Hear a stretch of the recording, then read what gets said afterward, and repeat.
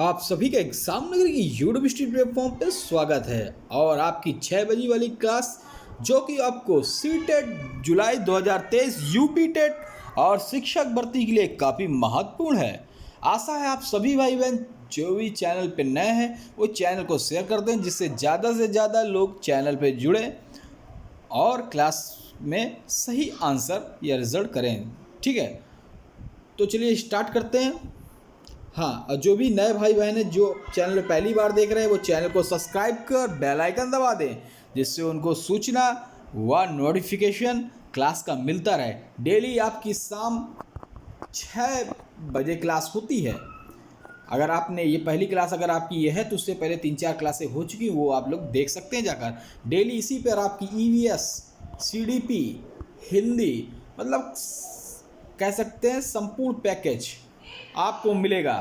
ठीक है, चलिए अब हम स्टार्ट करते हैं क्लास। आप जानते हैं कि कल इसी सीरीज का हमने 15वें नंबर तक का क्वेश्चन किया था। आज 16वें नंबर का है, लेकिन आज से हम एक चीज़ करेंगे, एक क्वेश्चन हम आपको देंगे जिसका आपको आंसर ज़रूर कमेंट बॉक्स में करना है। हाँ, उसके साथ साथ आपने कितने आंसर सही किए, कितने आंसर आपने सही किए हैं वो आपको कमेंट बॉक्स में बताना है। अगर हमने 15 क्वेश्चन कराए, 30 क्वेश्चन कराए, उसमें से कितने क्वेश्चन आपके सही हुए, तो आप यहाँ पर स्कोर कर यहाँ पे अपना स्कोर करेंगे। हाँ, और एक चीज़ और है, आपके एक लिए हम एक क्वेश्चन देंगे जो कि आपके लिए होगा होम HW या होमवर्क कल है मान लें, या फिर आपको क्लास ख़त्म होने के बाद कमेंट बॉक्स में उसका आंसर जरूर देना है। आज हम पहला ही क्वेश्चन ले लेते हैं, जीवन की मूलभूत इकाई क्या है? इकाई है तो आपको इसका आंसर देना है।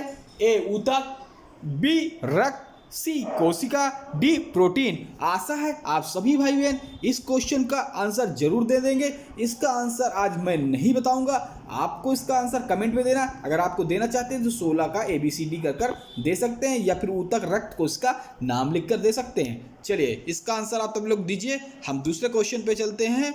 चलिए, शून्य घर्षण, एक मिनट छोटा कर ले। 17वां क्वेश्चन, शून्य घर्षण बल वाले सतह पर चलना अपेक्षाकृत है। क्यों अपेक्षाकृत है? ऑप्शन ए आसान है, ऑप्शन बी जो है मुश्किल है, ऑप्शन सी असंभव है, या डी इनमें से कोई नहीं। अगर आपको आता है तो इसका आंसर जरूर दे। चलिए आपका समय समाप्त होता है।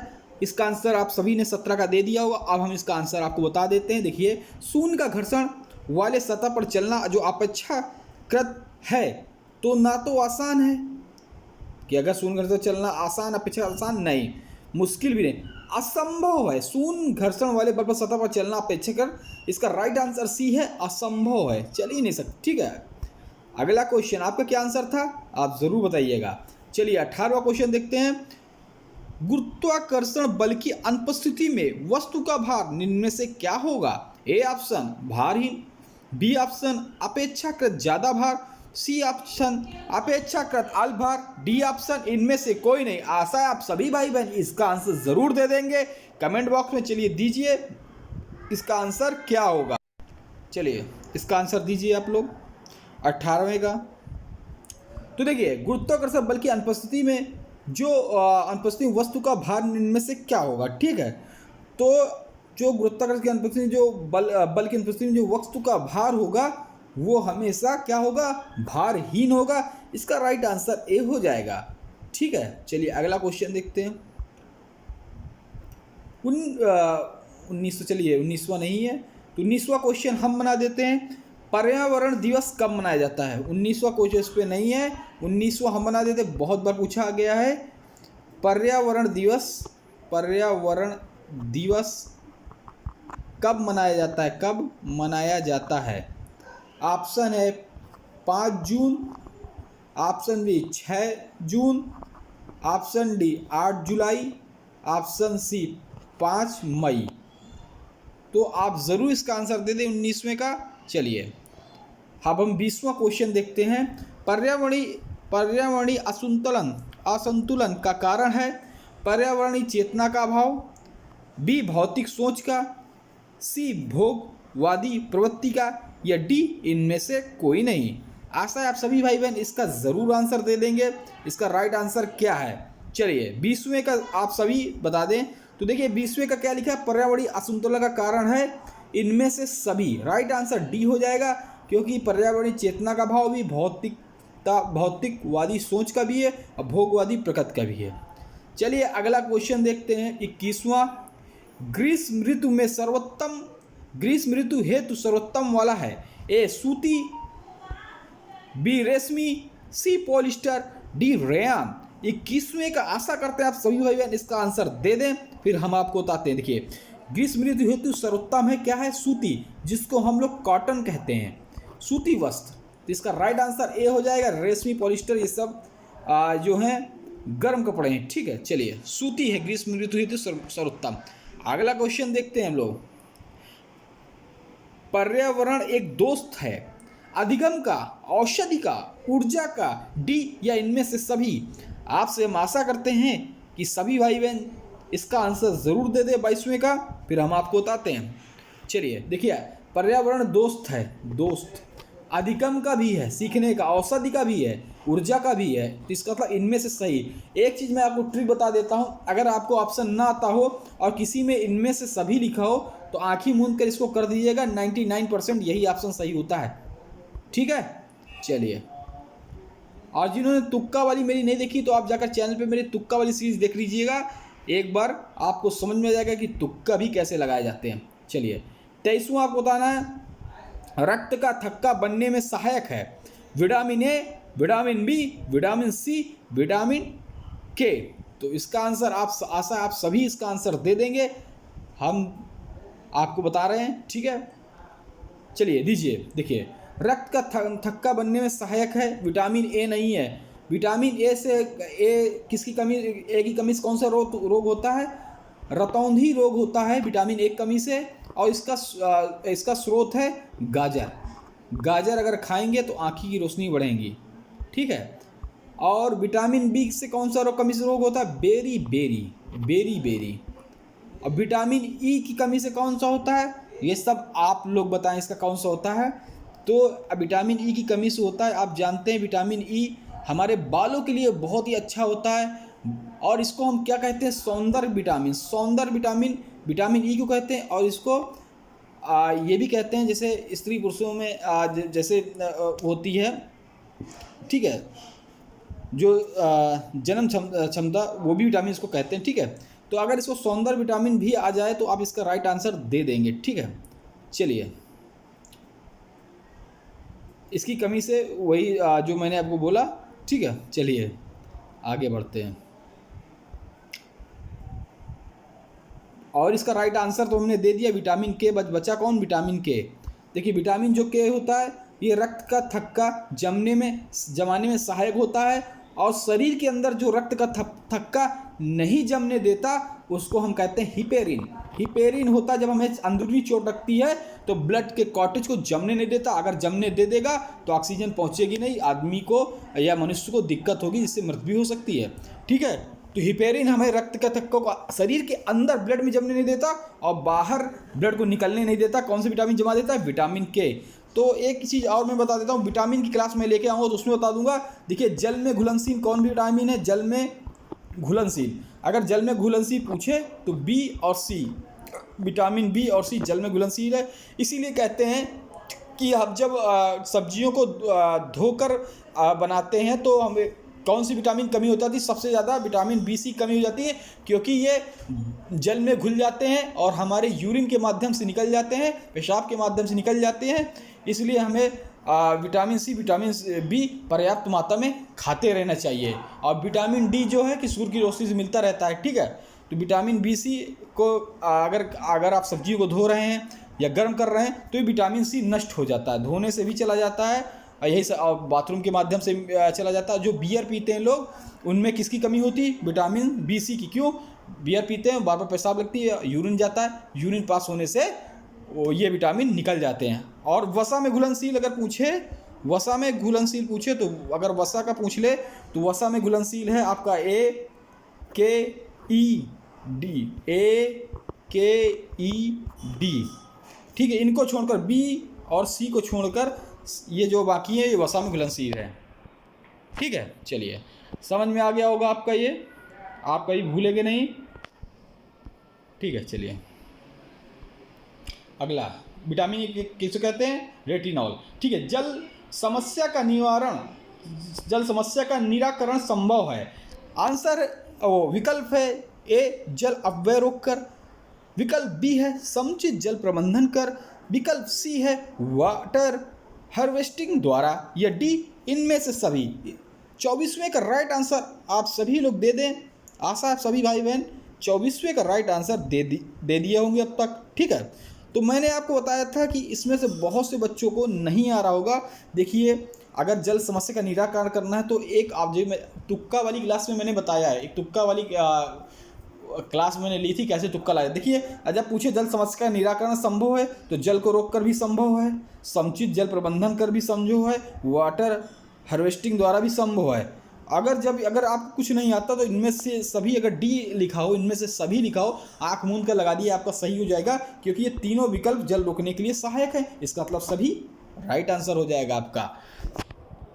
तो जो भी भाई बहन, मैं फिर से कह रहा हूँ, जो भी भाई बहन अभी चैनल पे नए और देख रहे हैं, अभी तक सब्सक्राइब नहीं किया, वो सब्सक्राइब कर बेल आइकन दबा दें, और 6 बजे वाली क्लास को रोज डेली लिया करें।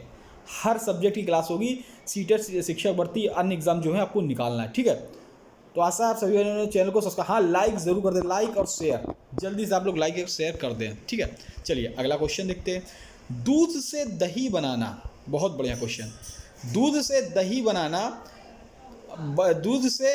बनना क्या है? ऑप्शन ए भौतिक परिवर्तन, ऑप्शन बी रासायनिक परिवर्तन, ऑप्शन सी तापीय परिवर्तन, या ऑप्शन बी नाभिकीय परिवर्तन। तो देखिए, आप अगर मैंने तुक्का वाली क्लास में एक भी बताया था आपको कैसे करना है। देखिए, नाभिकीय परिवर्तन दिया हुआ है, ठीक है, इसमें नाभिकीय परिवर्तन दिया, तो आप ये परमाणु बम तो है नहीं कि नाभिकीय परिवर्तन, ये ऑप्शन आपका पहले गलत हो जाएगा। पहले आप गलत ऑप्शन निपटा दें, क्योंकि अगर आंसर नहीं आता, ठीक है, मेरा कहने का मतलब ये है, अगर आपको आंसर नहीं आता तो पहले आप इस तरह चीज़ निकाल दें। भौतिक परिवर्तन होगा नहीं, क्योंकि अम्ल वगैरह है, खट्टा होता है। ठीक है, तापीय होगा नहीं।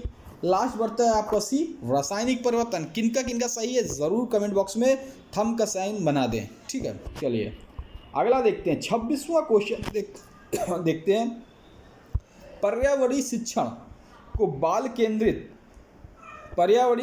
बाल केंद्रित बनाने हेतु प्रभावशाली विधि निम्न में से कौन सी है? ऑप्शन ए भ्रमण, ऑप्शन बी बागवानी, ऑप्शन सी सामूहिक कार्य, या ऑप्शन डी इनमें सभी। इसका मैंने बहुत ही अच्छा उदाहरण, एक क्वेश्चन था परसों की क्लास में था, एक क्वेश्चन मैंने आपको बताया, जो वो क्लास लिया होगा तो इसका आंसर जरूर दे दिया होगा। आगे पास 1 सेकंड का समय है, आप इसका आंसर सभी दे दें। और भी मैंने बताया, अगर नहीं आता तो उस तरह आंसर दे दें। अभी मैंने 4 क्वेश्चन की उसी तरह आंसर आपको बताएं। देखिए, अगर आप पर्यावरण बाल शिक्षा केंद्रीय अधिगम बनाने हेतु प्रभावशाली विधि का कर रहे हैं तो बाहरी दुनिया से आपको क्लास को जोड़ना होगा। ठीक है बच्चों को, बाहरी दुनिया, भ्रमण आपका राइट हो जाएगा, बागवानी भी राइट है, पर्यावरण संबंधित सामूहिक कार्य में भी इसी से रिलेटेड कार्य होंगे। तो आपका जब तीनों सही हैं तो आपका ऑप्शन डी सही हो जाएगा, इनमें से सही। अगर आपको अगर कुछ आ भी नहीं रहा है तो आप इनमें से सही कर देंगे, तो इनमें से सही वाला ऑप्शन चुन लेंगे तो 99% आपका ये आंसर सही हो जाएगा। ठीक है, लाइक शेयर जल्दी करिए, सब्सक्राइब। ठीक है, बाल केंद्रित शिक्षण का, तो देखिए यहाँ से आप सीडीपी के सब चालू हो गए क्वेश्चन सीडीपी से। तो चलिए, बाल केंद्रित शिक्षण का अर्थ निम्न में से क्या नहीं है? तो मेरी एक बात आप लोग ध्यान देकर सुन लीजिए, जल्दबाजी पे आप लोग नहीं करना भूल जाते हैं, फिर कहते हैं हमारे सीटेट में 1 नंबर से रुक गया, हमारा यूपी टेट 1 नंबर से, शिक्षक भर्ती में हमारा गुणांक नहीं बन पाया। तो भाई बस एक चीज़ तो आपको ध्यान देनी पड़ेगा, बस है क्या है बस पूछ लिया, नहीं पढ़ा तो काम गड़बड़ हो गया। तो चलिए, बाल केंद्रित शिक्षण का अर्थ निम्न में से क्या नहीं है?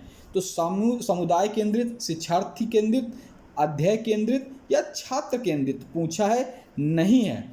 तो आप बाल शिक्षण तो बाल केंद्रित हो गया है, आपको पता है, शिक्षार्थी केंद्रित हो गया है। ठीक है,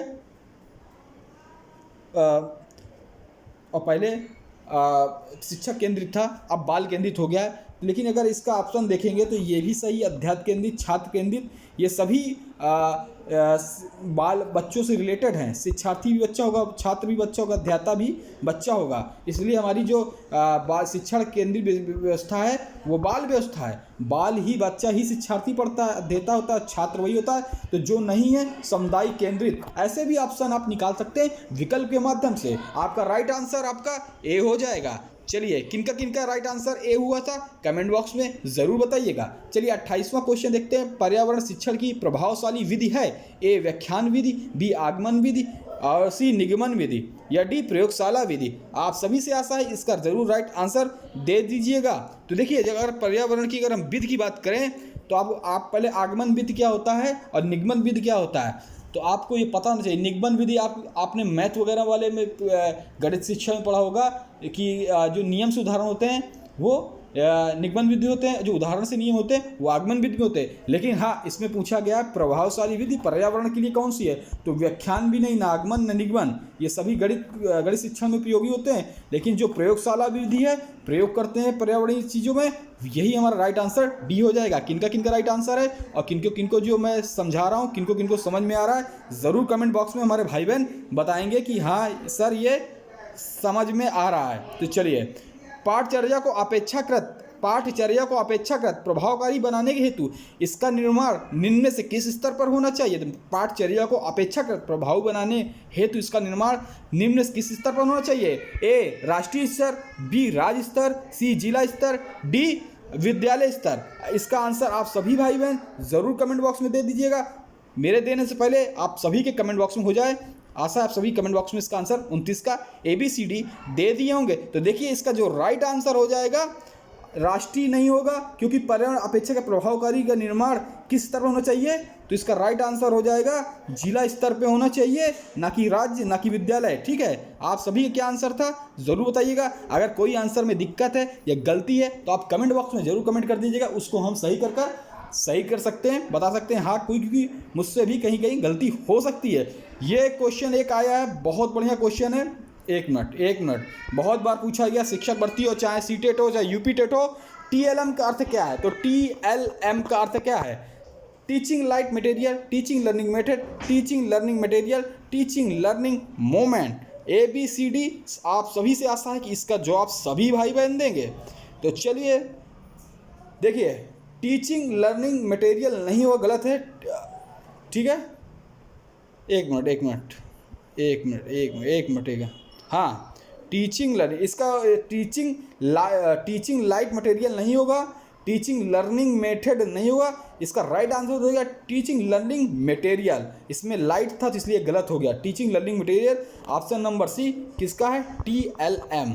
TLM क्या है आपको पता है कि TLM बनाकर हम बच्चों को पढ़ाते हैं उसी अनुसार जो हमारे शिक्षण सामग्री बच्चों को पढ़ाने में मदद करती है। आशा है आप सभी भाइयों को कैसी क्लास लगी, ये 6 बजे वाली क्लास जो प्रतिदिन पर डे आपके लिए स्टार्ट होती है, आप सभी के लिए, चाहे यूपी टेट हो, सी टेट हो, शिक्षा भर्ती अन्य एग्जामों में आपके लिए सफलता दिलाएगी। सभी बच्चे भाई बहन चैनल को सब्सक्राइब कर बेल आइकन दबा दें, लाइक एंड शेयर कर दें। जय हिंद, जय भारत। कल फिर मिलेंगे 6 बजे